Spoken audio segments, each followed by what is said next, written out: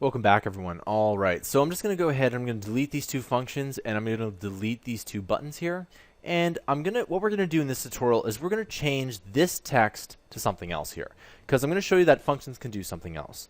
So it's always good to make your buttons, and this may sound incredibly obvious, but it's always good to make your buttons say what they're going to do. So one is very ambiguous. You don't know what's going on, but if you say change the text, the user knows exactly what that's supposed to do, all right?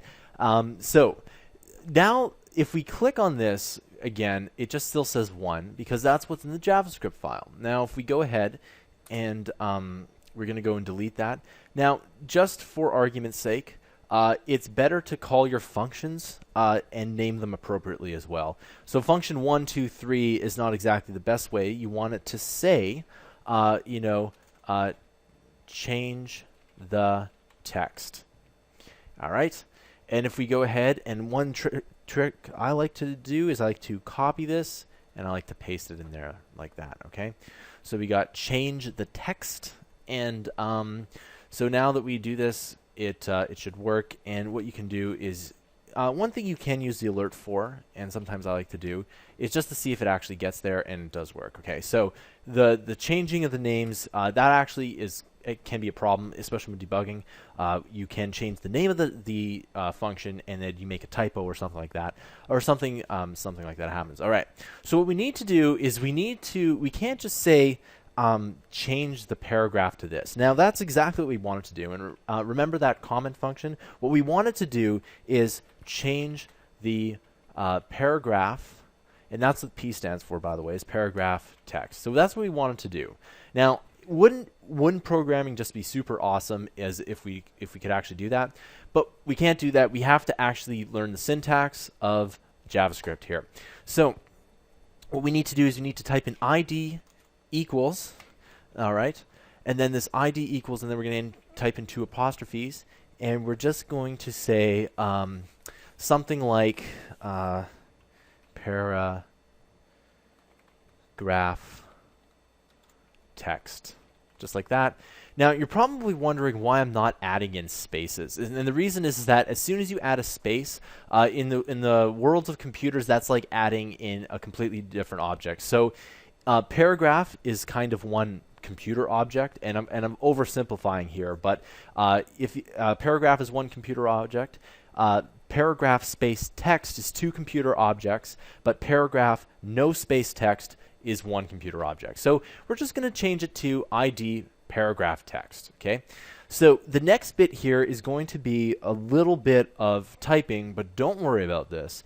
What we need to do is this is just how we do it in JavaScript. So what you need to do is you need to type in document, okay, dot get element, and then by ID, okay, and you notice how I'm capitalizing everything there. It's very good to be case sensitive like this. And then what we need to do is, what I like to do is I like to type in 2 brackets here, and I also like to type in 2 apostrophes like that. And you want to do paragraph text just like that, or you can copy this over and put it in there. Okay. So what this small line of code is doing is saying we need to find the ID of paragraph text. Now, the ID could be anything. It could be in the button. It could be anywhere. But what we're going to do is we're going to change the element ID, and we're going to change the paragraph text. But what do we need to change it to? Okay, we need to type in another dot, and we're going to type in inner HTML, and make sure HTML is capitalized, and we're going to equal this, okay, another 2 apostrophes, and we can change this to whatever we want. We say we changed the text, okay? And then we put a semicolon at the end of that because we're finished that. And you'll notice that the warning sign went away, and there we go. So we got, so first things first is that we set up the paragraph tag into paragraph text, and then in our JavaScript we found it, and that's what this document.getElementID does, is it finds that tag, and then what we need to do is change it here. And I'm just gonna put this here just like this. So that's what it should look like here, and if you want to do that, now I purposely have a bigger monitor, but the reason why I do this in such a small is so that it works better and people can see everything that I'm doing a little bit more. Okay, so if we go change the text, and voila, we have changed the text.